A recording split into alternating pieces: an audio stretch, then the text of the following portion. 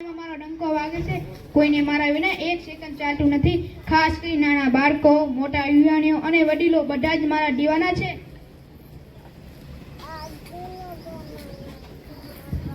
હું છું એક્સ. મારું જૂનું નામ છે ટ્વિટર ને રાજનેતાઓ, અભિનેતાઓ, ક્રિકેટરોથી માંડીને બધાને મારા ઝાડમાં ફસાવી લીધા છે.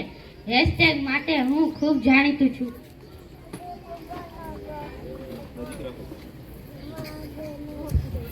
હું છું યુટ્યુબ. તમે બધા જ મને તો ઓળખતા જ હશો ને. ઘરમાં નવી વાનગી બનાવવાની હોય કે નવો ડાન્સ શીખવાનો હોય, સૌથી પહેલા તમે બધા જ મને યાદ કરો છો, ખરું ને જ?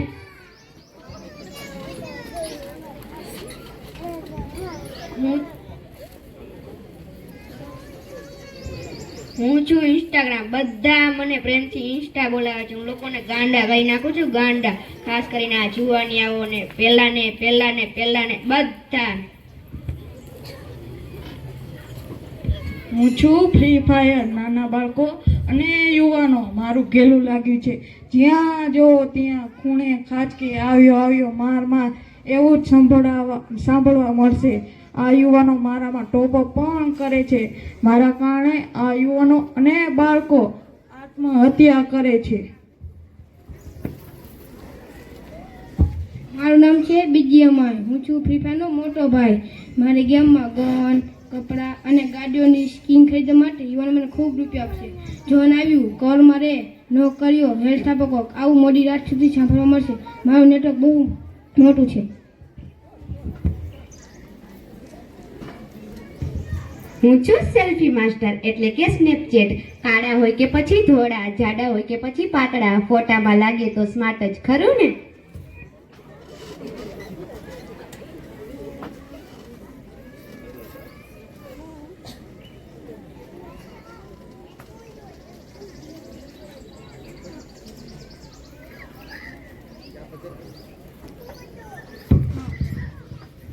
હું છું શોર્ટ્સ. મારું બીજું નામ છે ટાઈમ પાસ. મને જોવો બેસો ત્યારે તમને સમયની ભાન જ નથી રહેતી, અને હું ઇન્સ્ટાગ્રામ કે ફેસબુક બધે જ સરળતાથી જોવા મળી જાઉં છું. અને તમે બધા મને તો ઓળખતા જ હશો. સોશિયલ મીડિયાની શરૂઆત મારાથી જ થઈ હતી.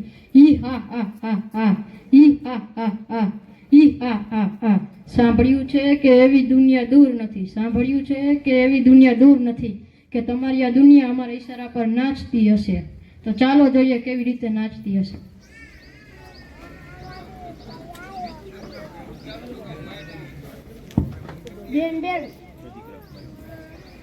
બેન કાલે મારે પરીક્ષા છે. મને કઈ સમજાતું જ નથી. શું તમે મને ભણાવશો? કેમ ભઈલા, તને તારા શિક્ષકોએ કઈ શીખડાવ્યું નથી? શીખવાડ્યું હતું પણ હું ભૂલી ગયો. ભઈલા, હું હમણાં નવડી નથી. તું તારા મોટા ભાઈને જઈને પૂછ. સારું. ભાઈ કાલે મારે ગણિતની પરીક્ષા છે. મને કઈ સમજાતું જ નથી. શું તમે મને ભણાવશો? નાના ભાઈ, મારે નોકરીએ જવાનું મોડું થાય છે. હું તને રાતે એમને સમજાવીશ. સારું.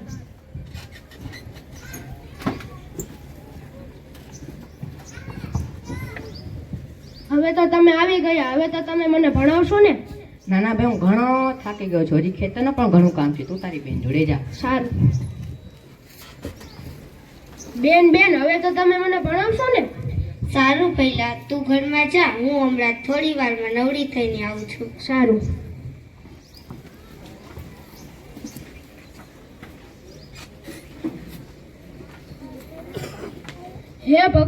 હે ભગવાન, હજુ સુધી મારા બેન નો આવ્યા. ચાલો હું મોબાઈલ ઉપર સર્ચ કરી લઉં.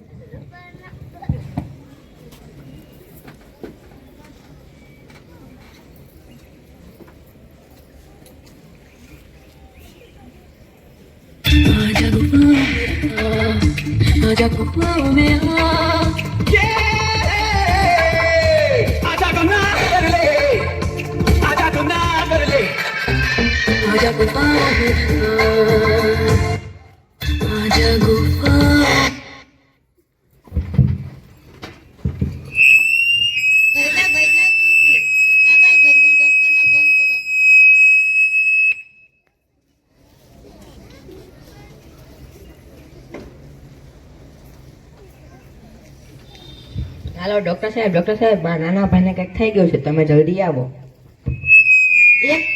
એક નવો શિકાર. તારા 5000 મિત્રો હશે, તને કોઈ બચાવી નહીં શકે.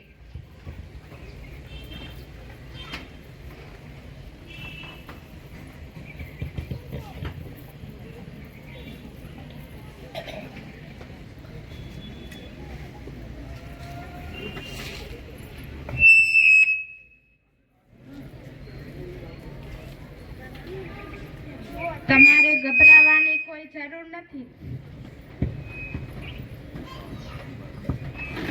જુઓ, તમારે ગભરાવાની કોઈ જરૂર નથી. તમારો ભાઈ આખો દિવસ મોબાઈલ જુએ છે, તેના કારણે તેની આવી દશા થઈ છે. તમે તેની સાથે સમય વિતાવજો અને બહાર રમવા જવા દેજો. તમે તેની સાથે સમય વિતાવશો તો જ તે આવી મોબાઈલની દુનિયામાંથી બહાર આવશે. સારું ડૉક્ટર સાહેબ, થેન્ક યુ. કેવો સમય આવી ગયો છે ને, આપણે આપણો જ કિંમતી સમય મોબાઈલમાં નાખી દઈએ છીએ અને આપણા સગા સંબંધીઓ અને મિત્રોને મળવાનું જ ટાળવી દઈએ છીએ. આપણે ભૂલી જઈએ છીએ કે આપણી ખુશી પરિવાર સાથે રહેવાથી મળે છે અને અંતે આપણે ભૂલી જઈએ છીએ કે આપણે મોબાઈલનો ઉપયોગ નથી કરતા, પરંતુ મોબાઈલ આપણો ઉપયોગ કરે છે. ખરું ને? આ મોબાઈલે તો દાંત વાળ્યો છે, દાંત. એક વખત આ